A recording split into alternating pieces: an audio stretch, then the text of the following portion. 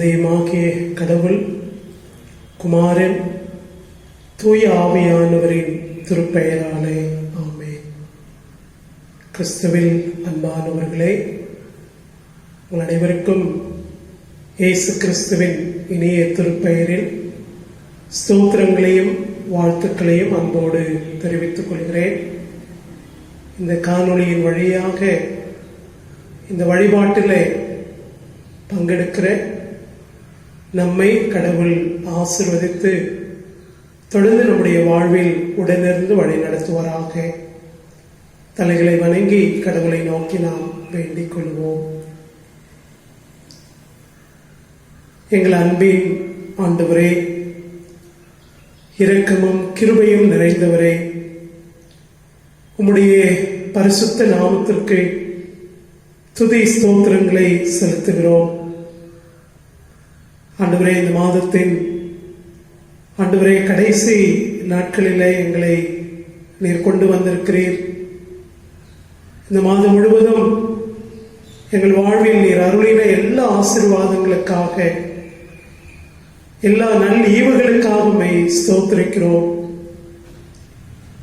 ஆண்டவரே, நாங்கள் உயிரோடு இருப்பதே பெரிய ஆசீர்வாதம் என்பதை இந்த நாட்களிலே நாங்கள் உணர்ந்தவர்களாக நன்றியுள்ள இருதயத்தோடு ஸ்தோத்திரிக்கிறோம்.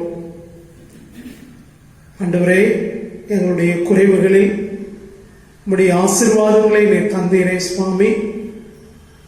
எங்களுடைய கஷ்டங்களிலும் சுகவீனங்களிலும் நீர் எங்களுக்கு போதுமானவராக இருந்தீரே, உமக்கு நன்றி செலுத்துகிறோம். இந்த வழிபாட்டை எங்களுக்கு ஆசீர்வதியும். உம்முடைய பிரசன்னத்தை நாங்கள் உணர்ந்து கொள்ளவும், தொடர்ந்து நாங்கள் விசுவாச வாழ்க்கையிலே உறுதியோடு ஆண்டவரே நாங்கள் முன்னோக்கி செல்லவும் உமது ஆற்றலை எங்களுக்கு தாரும். இந்த தியான வேலையை உம்முடைய கரங்களில் ஒப்புக் கொடுக்கிறோம். இயேசுவின் வழியாய் கேட்டுக்கொள்கிறோம் எங்கள் அன்பின் கடவுளே, ஆமென்.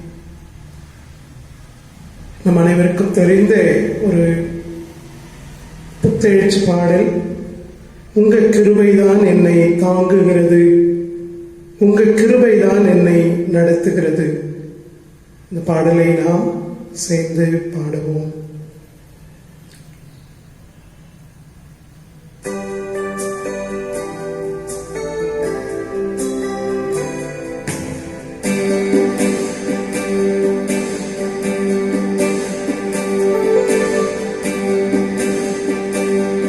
உங்க கிருபைதான் என்னை தாங்குகின்றது, உங்க கிருபைதான் என்னை நடத்துகின்றது, உங்க கிருபைதான் என்னை தாங்குகின்றது, உங்க கிருபைதான் என்னை நடத்துகின்றது. கிருபையே கிருபையே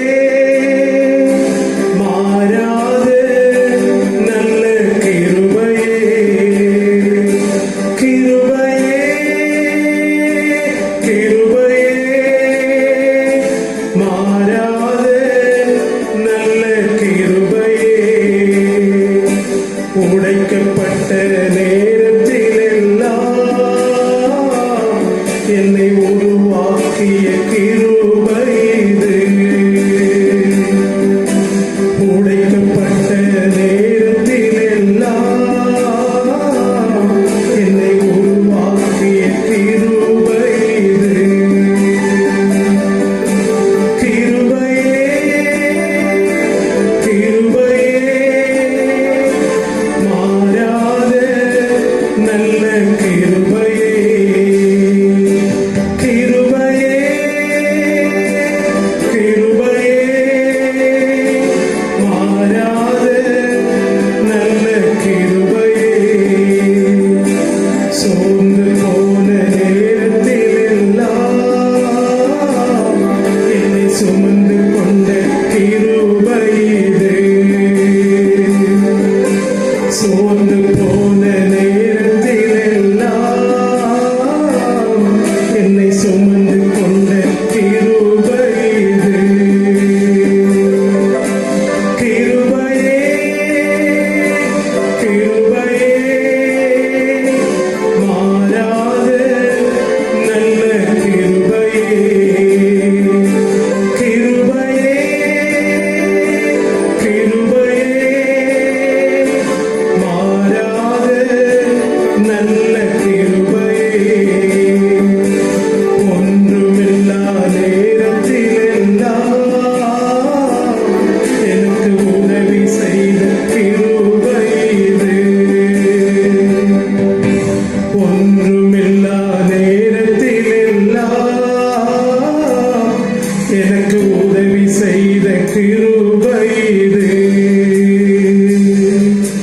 கிருபையே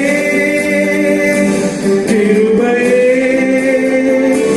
மாறாத நல்ல கிருபையே கிருபையே கிருபையே மாறாத நல்ல கிருபையே ஊழியத்தின் பாதையிலெல்லாம் என்னை உயர்த்தி வைத்த கிருபை இது. ஊழியத்தின் பாதையிலெல்லாம்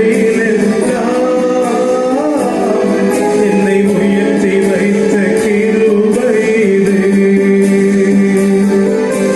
கிருபையே கிருபையே மாறாத நல்ல கிருபையே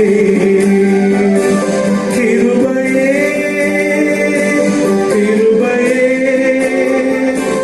மாறாத நல்ல கிருபையே உங்க கிருபைதான் என்னை தாங்குகின்றது.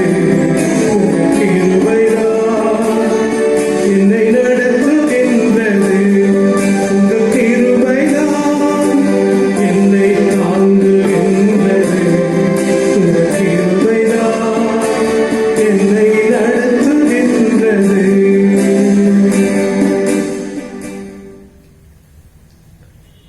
இந்த நாளுக்கான திருமறை பகுதிகள் சங்கீதம் 67, தானியேல் 1 அதிகாரம் 1 தொடங்கி 21 முடிய, அப்போஸ்தலர் நடபடிகள் 10 அதிகாரம் 9 தொடங்கி 16 முடிய, மத்தேயு நற்செய்தி நூல் 13 அதிகாரம் 31 முதல் 33 முடிய. நற்செய்தி பகுதி மத்தேயு 13 அதிகாரம் 31 தொடங்கி 33 முடிய அடங்கிய கடவுளுடைய வசனத்தை நாம் படிக்க கேட்போம்.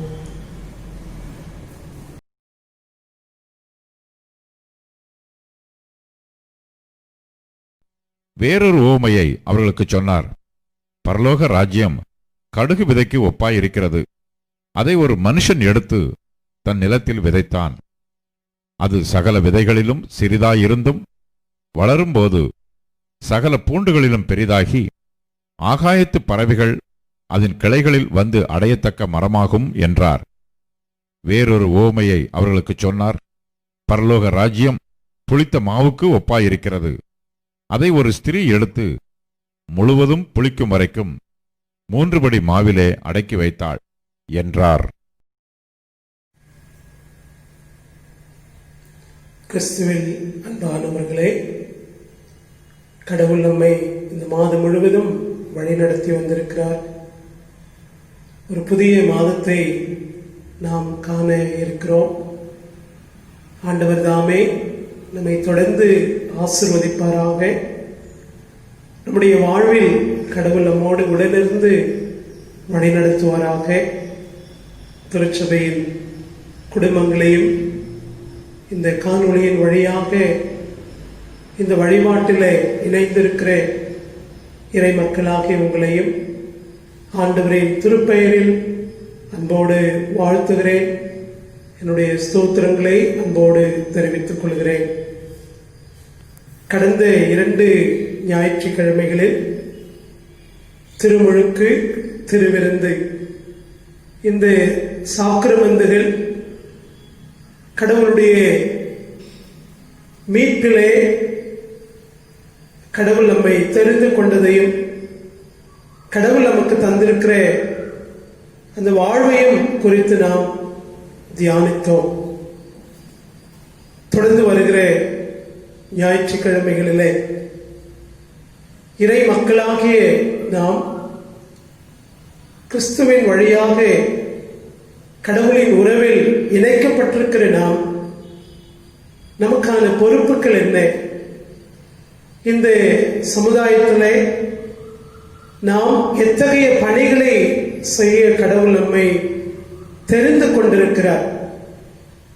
யோவான் 15ஆம் அதிகாரத்தில் இயேசு கிறிஸ்து சொல்லுகிறார், நான் உங்களை சிநேகிதர் என்கிறேன், நான் உங்களை ஏற்படுத்தினேன், நீங்கள் கனி கொடுக்கவும் அந்த கனி நிறைவாக இருக்கவும் நான் உங்களை தெரிந்து கொண்டேன் என்று ஆண்டவர் சொல்லுகிறார்.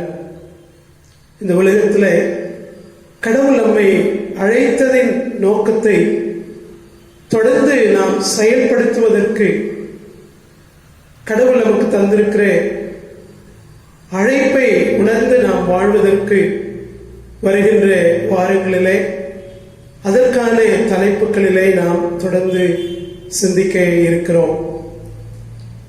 இந்த நாளிலே திருச்சபை நமக்கு கொடுத்திருக்கிற தியான பொருள் பல்சமய சூழலில் கிறிஸ்தவம், Christian presence in multi faith society. பல நம்பிக்கைகளை பின்பற்றுகிற மக்கள் நிறைந்த இந்த சமுதாயத்தில் கிறிஸ்துவ நம்பிக்கையுடைய நம்முடைய இருப்பு நிலை என்ன? பல்சமய சூழலிலே கிறிஸ்தவர்களாகிய நாம் எத்தகைய வாழ்க்கையை வாழ கடவுள் நம்மை அழைத்திருக்கிறார்? இந்த சமூகம் நம்மிடத்தில் என்ன எதிர்பார்க்கிறது என்பதை இந்த நாளிலே நாம் சிந்திக்க இருக்கிறோம். உலகத்தில் இருக்கிற நாடுகளிலே சில நாடுகளை மத சார்புள்ள நாடுகள் என்று நாம் பார்க்கிறோம். சில நாடுகள் கொள்கை சார்ந்து, குறிப்பாக கம்யூனிச நாடுகள் என்று நாம் பார்க்கிறோம். நம்முடைய இந்திய நாட்டை போன்ற பிற நாடுகள் மத சார்பற்ற நாடுகள் என்பதை நாம் அறிந்திருக்கிறோம். நம்முடைய இந்திய நாடு வேற்றுமையில் ஒற்றுமையை கண்ட நாடு. பல மொழி, பல இனம், பல மதம், பல கலாச்சாரம், பல பண்பாடு இதெல்லாம் இணைந்ததுதான் நம்முடைய இந்திய நாடு. ஆனால் இன்றைக்கு நாம் வாழ்கிற இந்த சூழல் இந்த மதச்சார்பற்ற நிலையை தகர்க்கக்கூடியதாய், அதற்கான ஒரு அபாயத்தை நாம் பார்க்கிறோம். ஒரே நாடு, ஒரே மொழி, ஒரே அட்டை, ஒரே தேர்வு, ஒரே கல்விக் கொள்கை, ஒரே மதம். இத்தகைய சூழலிலேதான் இன்றைக்கு நாம் இந்த தியான பொருளை சிந்திக்க நாம் இருக்கிறோம். பல்சமய சூழல் என்பது நம்முடைய வாழ்வு சூழல் என்பதை நாம் அறிந்து கொள்ள அழைக்கப்படுகிறோம். குடும்பமாக வாழுகிறோம். நம்முடைய குடும்பம் பல மதங்கள் பின்பற்றுகிற மக்கள் வாழுகிற குடும்பங்களின் மத்தியிலே இருக்கிறது என்பதை நாம் அறிந்திருக்கிறோம். பல மக்களோடு கூட நாம் பழகுகிறோம். நம்முடைய உறவுகள் பல மக்களோடு கூட இணைந்து காணப்படுகிறது. அதே விதமாக வேலை செய்கின்ற இடம், படிக்கின்ற சூழல், இவைகள் எல்லாவற்றிலுமே நாம் இணைந்து வாழ்கிற ஒரு சூழலை பார்க்கிறோம். ஏசாயா 11ஆம் அதிகாரத்தில் எல்லாம் ஒருமித்து இணைந்து வாழும், கேடு செய்வாரும் இல்லை, தீங்கு செய்வாரும் இல்லை என்கின்ற ஏசாயா சொல்லுகின்ற அந்த வாழ்வு சூழலை நாம் நம்முடைய வாழ்வு சூழலிலே வாழ்ந்து கொண்டிருக்கிறோம். இந்த பல்சமய சூழல் நாம் இணைந்து வாழ்வதற்கான சூழலாகவும் ஒருவரை ஒருவர் சார்ந்து வாழுகின்ற சூழலாகவும் நம்முடைய வாழுகின்ற நலிந்தவர்களை தாங்கி ஆதரித்து வாழுகின்ற ஒரு சூழலாகவும் அமைந்திருக்கிறதை நாம் பார்க்கிறோம். இது கடவுள் நமக்கு கொடுத்திருக்கிற ஒரு ஆசீர்வாதமான சூழல் என்பதில் எந்த விதமான ஐயமும் இல்லை. பல்சமய சூழலிலே கிறிஸ்தவம், இத்தகைய பல்சமய சூழல் நிறைந்திருக்கின்ற இந்த சமுதாயத்தில் கிறிஸ்துவ நம்பிக்கையாளனாய் நான் எவ்வாறு வாழுகிறேன்? இணைந்து ஒருவரை ஒருவர் சார்ந்து ஒருவரை ஒருவர் தாங்கி வாழுகிற வாழ்வு சூழலுக்கு என்னுடைய கிறிஸ்துவ நம்பிக்கை எந்த அளவிற்கு என்னை ஊக்கப்படுத்துகிறது என்பதையெல்லாம் இந்த நாளிலே நாம் சிந்தித்து பார்க்க அழைக்கப்படுகிறோம். இன்றைக்கு படிக்க கேட்ட நற்செய்தி பகுதி மத்தேயு 13ஆம் அதிகாரம். இந்த திருமறை பகுதியிலிருந்து பல்சமய சூழலிலே நற்செய்தியின் மதிப்பீடுகளுக்கான அர்ப்பணிப்புள்ள வாழ்வு என்கிற நிலையிலே இந்த நாளிலே உங்களோடு கூட இந்த சிந்தனையை பகிர்ந்து கொள்ள விரும்புகிறேன். நற்செய்தியின் மதிப்பீடுகளுக்கான அர்ப்பணிப்புள்ள வாழ்வு. நாம் வாழுகிற இந்த பல்சமய சூழலிலே நம்முடைய நற்செய்தியின் மதிப்பீடுகளை நாம் சார்ந்து வாழ்வதன் மூலமாக அதுல கடவுள் மகிழ்ச்சி கொள்ளுகிறவராக இருக்கிறார். அதுதான் ஒரு சிறந்த ஒரு நல்ல வாழ்வாக இருக்க முடியும். நற்செய்தி என்பது கடவுள் கிறிஸ்துவின் வழியாக நமக்கு கொடுத்திருக்கிற மீட்பு. கிறிஸ்துவின் வழியாக ஒரு புதிய படைப்பாகும்படியான கிருபையை கடவுள் நமக்கு கொடுத்திருக்கிறார். கிறிஸ்துவின் வழியாக விடுதலையின் வாழ்வை பெற்றுக் கொண்டிருக்கிறேன். பாவம் நிறைந்த இந்த உலகத்துல நான் பிறந்திருந்தாலும் கிறிஸ்து என்னை மீட்டெடுத்து என்னை புதிய படைப்பாக மாற்றி அவருடைய சாயலை என்னிலே தந்து அவருடைய சாயலை பெற்றவனாய் இந்த உலகத்துல வாழும்படி கடவுள் கிருபை பாராட்டி இருக்கிறார். யோவான் 15ஆம் அதிகாரத்திலே நாம் பார்த்தோம், நான் உங்களை சிநேகிதர் என்றேன், எல்லாவற்றையும் உங்களுக்கு அறிவித்திருக்கிறேன், நீங்கள் கனி கொடுக்கும்படியாக நான் உங்களை தெரிந்து கொண்டிருக்கிறேன். கிறிஸ்துவின் வழியாக நாம் பெற்றுக்கொண்ட மீட்பை இந்த சமுதாயத்திலே நாம் தொடர்ந்து வாழ்வதற்கான அழைப்பை நாம் பெற்றுக்கொண்டவர்களாக இருக்கிறோம். நற்செய்தியின் மதிப்பீடுகள் என்று சொல்லுகின்ற பொழுது கிறிஸ்துவின் வழியாக எனக்கு கிடைத்திருக்கிற இந்த வாழ்வை நான் உணர்ந்து வாழ்ந்து நன்றி உள்ளவனாக இந்த சமுதாயத்தில் அந்த மீட்பின் வாழ்வை நான் பகிர்ந்து கொள்ளவும் அந்த மீட்பின் வாழ்வை நான் வெளிப்படுத்தி வாழ்வதற்கான அழைப்பையும் பெற்றிருக்கிறேன் என்பதை உணர்ந்து கொள்ள நாம் அழைக்கப்படுகிறோம்.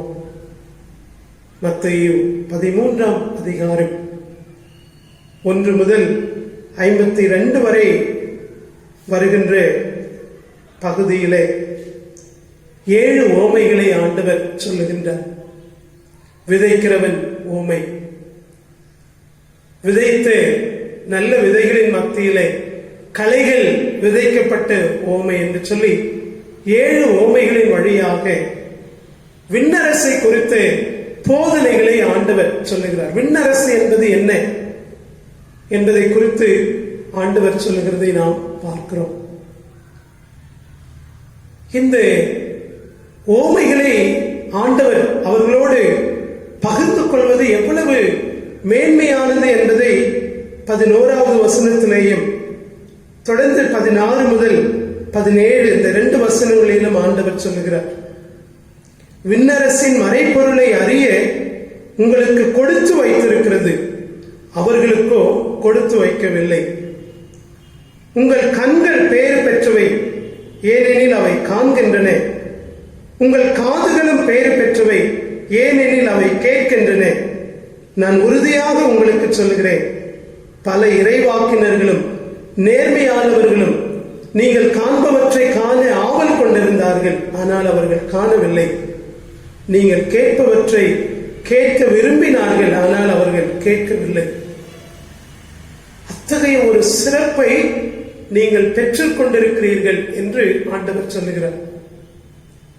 விண்ணரசை குறித்த செய்திகளை நடைமுறை வாழ்விலிருந்து உண்மைகளை முன்வைத்து ஆண்டவர் விளக்குகிறதை இந்த பகுதிகளில் பார்க்கிறோம். விதைகள் விதைக்கப்படுகிற பொழுது சில விதைகள் வழியோரம், பாதையோரம், முள்ளுள்ள இடங்களில் விழுந்தது. சில விதைகள் நல்ல நிலத்திலே விளைந்து அது 60, 100 பலன் கொடுத்தது என்று ஆண்டவர் சொல்லுகிறார். விண்ணரசின் ஓமைகளை பெற்றுக்கொண்ட சீடர்கள், அங்கே குழுமியிருந்த மக்கள் இந்த விண்ணரசின் தன்மைகளை புரிந்து கொண்டு அந்த தன்மைகளை தங்களுடைய வாழ்க்கையிலே அதை கடைபிடிப்பார்கள், அல்லது அந்த விண்ணரசனுடைய தன்மைகளை தங்களுடைய வாழ்க்கையிலே வாழுகிறவர்களாக மாறுவார்கள் என்கின்ற எதிர்பார்ப்போடு கூட அல்லது ஆண்டவர் அந்த இடத்துல பகிர்ந்து கொள்ளுகிறதை நாம் பார்க்கிறோம். இன்றைக்கு நாம் சிந்திக்கும்படியாக கொடுக்கப்பட்டிருக்கிற மத்தேயு 13ஆம் அதிகாரம் 31 முதல் 33 வரை வருகின்ற இந்த 3 வசனங்களில் 2 ஓமைகளை ஆண்டவர் சொல்லுகிறார். கடுகு விதை ஓமை, புளிப்ப மாவு ஓமை. நம் அனைவருக்கும் தெரிந்த பகுதிகள். கடுகு விதை மிக சிறிய விதை, ஆனால் அது விதைக்கப்படுகிற பொழுது பெரிய மரமாக வளருகிறது. நம்முடைய நாட்டிலே கடுகு விதை என்பது ஒரு சிறிய செடி. ஆனால் பாலஸ்தீன நாட்டிலே கடுகு என்பது ஒரு வளர்ந்து பெரிய மரமாகின்ற ஒரு மரம் என்பதை நாம் இந்த உவமையில பார்க்கிறோம். சிறிய விதை வளர்ந்து பெரிய மரமாக மாறுகிறது. அந்த பெரிய மரத்திலே பறவைகள் எல்லாம் வந்து கூடுகளை கட்டுகின்ற அளவிற்கு பெரிய மரமாக மாறுகிறது என்று ஆண்டவர் அந்த உவமையில சொல்லுகிறார். ஒரு பெண் ஒரு கொஞ்சம் புளிப்ப மாவை எடுத்து அதை 3 மரக்கால்களிலே வைக்கின்ற பொழுது அந்த 3 மரக்கால் மாவும் புளித்த மாவாக மாறுகிறது என்கின்ற உவமையை சொல்லி, விண்ணரசும் இதற்கு ஒப்புமையாக இருக்கிறது, இதற்கு ஒப்பாக இருக்கிறது என்று ஆண்டவர் குறிப்பிடுகிறதை நாம் பார்க்கிறோம். இந்த கடுகு விதை உவமை நம்முடைய திருச்சபை வாழ்வில எவ்வளவு உண்மையாய் நிறைவேறி இருக்கிறது என்பதை நாம் அறிந்து உணர்ந்து கடவுளை போற்ற அழைக்கப்படுகிறோம். 1853ஆம் வருடம் மே மாதம் 31ஆம் தேதி அல்லது 30ஆம் தேதி டாக்டர் ஐடாஸ்கருடைய 3 பிள்ளைகள் வாலாஜாவிலே முழங்காற்படியிட்டு ஜெபிக்கிறார்கள். ஆண்டவரே, இன்றைக்கு நாங்கள் தொடங்குகிற இந்த ஊழியம் ஒரு விதை போன்று இருக்கின்றது. இந்த விதை வளர்ந்து பெரிய மரமாக வேண்டும். இன்றைக்கு 150 ஆண்டுகளை நாம் கடந்து வந்திருக்கிறோம். அந்த 3 மிஷனரிகள் தொடங்கின அந்த நற்செய்தி பணியானது, அந்த ஊழியமானது இன்றைக்கு வளர்ந்து பெரிய மரத்தை போன்று வளர்ந்திருக்கிறது.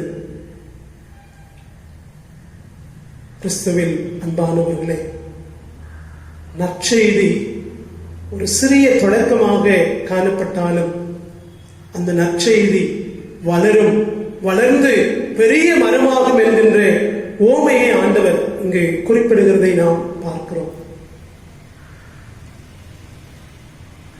நாமும் நம்மை விதையாக அர்ப்பணிக்க ஆண்டவர் நம்மை அழைக்கின்றார். நற்செய்தியை நம்முடைய வாழ்க்கையிலே உடையவர்களாகவும் அந்த நற்செய்தி நம்முடைய வாழ்விலே காணப்படுகின்ற ஒரு விதையாகவும் நாம் இருக்கின்ற பொழுது நமக்கு தருகின்ற ஒரு வாக்குறுதி என்ன என்று சொன்னால், இந்த நற்செய்தி வளர்ந்து மரமாகும் என்கின்ற ஒரு உறுதியான செய்தியை நாம் பார்க்கிறோம். கிறிஸ்துவில் அன்பானவர்களே, இந்த நற்செய்தியின் மதிப்பீடுகளை நம்முடைய வாழ்க்கையிலே நாம் வாழுகிற பொழுது கடவுள் அதிலே மகிமைப்படுகிறவராக இருக்கிறார். அதுதான் நாம் கடவுளுக்கு கடவுள் நமக்கு கொடுத்திருக்கிற அந்த மீட்புக்கு, கிறிஸ்துவின் வழியாய் கடவுள் நம்மை அழைத்திருக்கிறாரே, அந்த அழைப்பிற்கு உரியவர்களாக நாம் வாழுகின்ற பொழுது அந்த வாழ்க்கை பலன் தரும். அது பெரிய மரமாகும். அதுல கடவுள் மகிழ்ச்சி கொள்ளுகிறவராக இருக்கிறார். பல்சமய சூழல் என்று இன்றைக்கு நாம் சிந்திக்கிறோம். மதங்களுக்கிடையே போட்டிகளும் பொறாமைகளும் சண்டைகளும் வளருகிற நாட்களில் நாம் கிறிஸ்துவின் நற்செய்திக்கு உண்மையுள்ளவர்களாக இருக்க அழைக்கப்படுகிறோம்.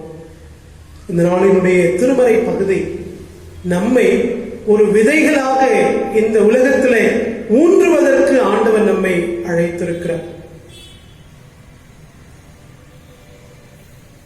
டாக்டர் ஐடாஸ் கதர் ஒரு சிறிய விதைதான் இன்றைக்கு ஒரு பெரிய மரமாக வளர்ந்து நிற்கின்றதை நாம் பார்க்கிறோம்.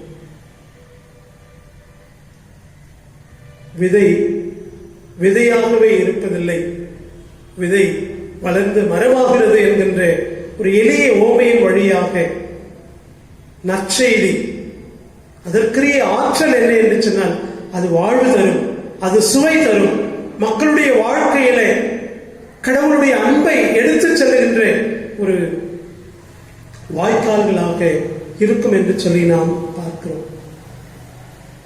கிறிஸ்துவின் அன்பை ருசித்திருக்கிற நாம் விதையாக ஊன்றப்படுவதற்கு ஆண்டவர் இந்த நாளிலே நம்மை அழைக்கிறார். பல்சமய சூழலிலே நாம் ஆண்டவருக்கு உண்மை உள்ளவர்களாய், அந்த நற்செய்திக்கு நம்மை அர்ப்பணித்தவர்களாய் நாம் வாழுகின்ற பொழுது இணைந்து வாழுகின்ற ஒரு சமூகமாகவும், கிறிஸ்தவர்களாகிய நாம் இந்த சமூகத்திற்கு ஒரு பங்களிப்பை கொடுக்கின்றவர்களாகவும் நாம் இருக்க முடியும். அப்படி வாழ்வதற்கு நம்மை ஒப்புக் கொடுப்போம். ஆண்டவர் நம்மை ஆசீர்வதித்து வழி நடத்துவாராக. திருச்சபையாருக்கு ஒரு அன்பான வேண்டுகோள். நம்முடைய மாத உரை காணிக்கைகளை நீங்கள் கனிவாய் கொடுக்க வேண்டும் என்று அன்போடு கூட கேட்டுக்கொள்கிறேன்.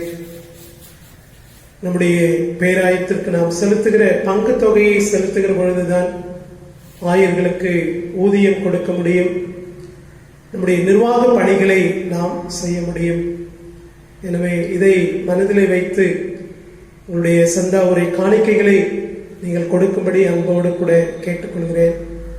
இதுவரை நாங்கள் சந்தா கரவரை வாங்கவில்லை என்று ஒருவேளை கிராம சபைகளில் இருப்பீர்கள் என்று சொன்னால், நீங்கள் சந்தா உரை பெற்று அதை ஒவ்வொரு மாதமும் கொடுப்பீர்கள் என்று சொன்னால், திருச்சபை பணிகளை உங்களுடைய காணிக்கைகளால் நீங்கள் தாங்குவீர்கள். நீங்கள் தாங்க வேண்டும் என்று உங்களை அன்போடு கூட கேட்டுக்கொள்கின்றேன். அனைவரும் சேர்ந்து விந்தை கிறிஸ்தேசு ராஜா உந்தன் சிலுவை எந்த மேன்மை, இந்த விந்தை அன்புக்கேடா என்ன காணிக்கை ஈந்திடுவேன். அந்த பல்லவியை நாம் சேர்ந்து பாடலாம். விந்தை கிறிஸ்தேசு ராஜா உந்தன் சிலுவை என் மேன்மை, உந்தன் சிலுவை என் மேன்மை,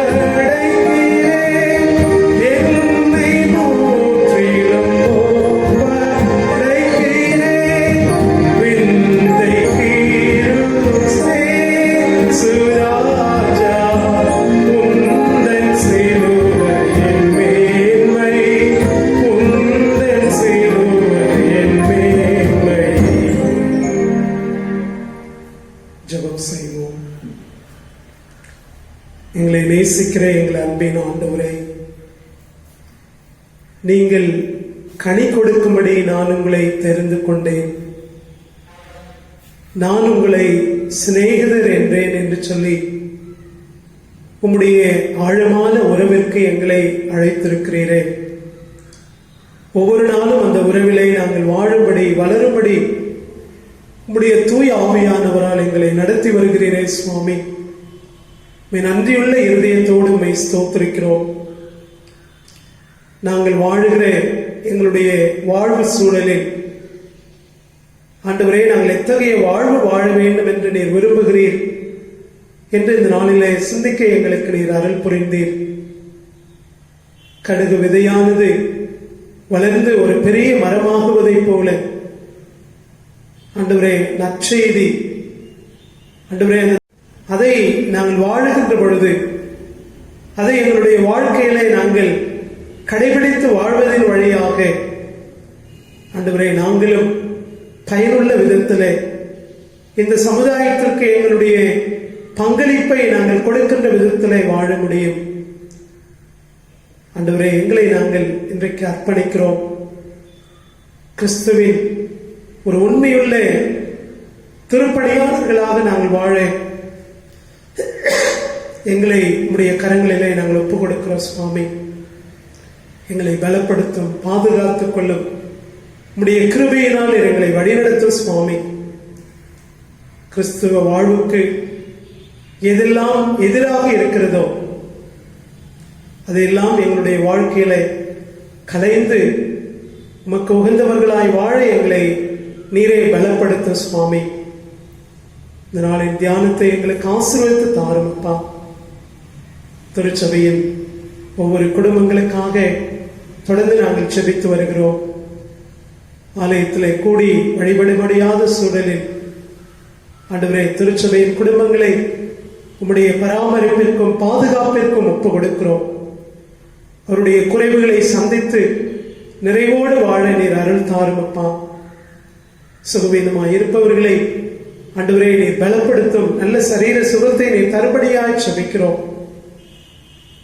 ஆண்டவரே, கடந்த நாட்களிலே கண் அறுவை சிகிச்சை செய்து கொண்டேன். திருமதி மிராண்டா டீச்சருக்காக அவர்களுக்கு நீர் கொடுத்து வருகிற நல்ல சுகத்திற்காக மக்கள் நன்றி செலுத்துகிறோம். நீ தொடர்ந்து ஆசீர்வதியும் ஆண்டவரே. உடைய திருக்கரங்களில் ஒப்புக் கொடுக்கிறோம். வயதான மூத்தவர்களுக்காக செபிக்கிறோம் ஆண்டவரே. அவர்களுக்கு நல்ல சுகத்தையும் நீண்ட ஆயுளையும் நீர் தாரு சுவாமி. அவருடைய சரீர கஷ்டங்களில் முது கிருபைதாமே அவர்களை தாங்கும்படியாய் உடைய கருத்தில் ஒப்புக் கொடுக்கிறோம். வாலிபர்கள், பிள்ளைகள் அனைவரையும் நீர் ஆசீர்வதியும் ஆண்டவரே. எங்களுடைய இந்திய நாட்டிற்காக நாங்கள் செபிக்கிறோம் அப்பா. எங்களுடைய இந்திய நாடு ஒரு வேற்றுமையில் ஒற்றுமை காண்கிற ஒரு நாடு அல்லவா சுவாமி.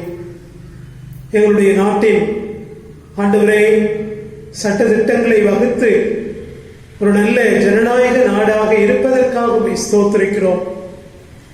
தொடர்ந்து இந்த நாட்களிலே வைரஸ் தொற்றின் மத்தியில் ஒவ்வொரு மாநிலங்களும் எடுக்கிற பல்வேறு முயற்சிகளுக்காகவும் நன்றியோடு ஸ்தோத்திரிக்கிறோம் அப்பா.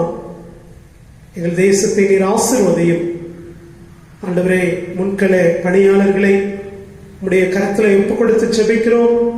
உடைய கிருபைகளால் தாங்கும், பலப்படுத்தும். அவர்களுடைய அர்ப்பணிப்புள்ள பணிக்காக ஸ்தோத்திரிக்கிற சுவாமி. ஆண்டவரே, வருகிற புதிய மாதத்தையும் எங்களுக்கு ஆசீர்வதியும் ஆண்டவரே. நீரை தொடர்ந்து எங்களோடு உடனிருந்து எங்களை வழிநடத்தும் சுவாமி. வருகின்ற வாரத்திலே தங்களுடைய பிறந்த நாட்களையும் திருமண நாட்களையும் காண இருக்கிற ஒவ்வொருவரையும் உடைய கரங்களிலே ஒப்புக் கொடுக்கிறோம். நீர் அவர்களை ஆசீர்வதியும். கடந்த ஆண்டு முழுவதும் நீர் அவர்களுக்கு போதுமானவராய் இருந்தது போல வருகிற புதிய ஆண்டிலும் நீர் அவர்களை ஆசீர்வதித்து வழிநடத்துங்க சுவாமி. எல்லா துதிகன மகிமை உமக்கு செலுத்துகிறோம். இயேசுவின் திருப்பெயரில் கேட்டுக்கொள்கிறோம் எங்கள் அன்பு நிறைந்த கடவுளே, ஆமென். என் ஆத்துமாவே கர்த்தரை ஸ்தோத்திரி, என் முழு உள்ளமே அவருடைய பரிசுத்த நாமத்தை ஸ்தோத்திரி.